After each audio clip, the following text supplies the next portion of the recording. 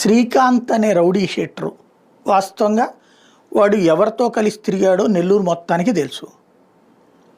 ఇప్పుడు అదే పాయింట్లు వాస్తవంగా ఏంటి, ఆ అరుణ అనే అమ్మాయి అత్యుత్సాహం చివరికి తనని జైలు పాలు చేసింది. తన అతి తెలివితేటలు జైలు పాలు చేసినాయి. శ్రీకాంత్ అనేవాడు ఇంతకుముందు కోటరెడ్డి అనుచరుడని ఊరంతా చెప్పుకుంటున్నారు. వీళ్ళు రాయడానికి కూడా ధైర్యం చేయలేదు. అతని ద్వారానే పలువురిని బెదిరించాడు అన్నటువంటి కోటరెడ్డి మీదన అప్పట్లో తెలుగుదేశం ఆరోపించేది.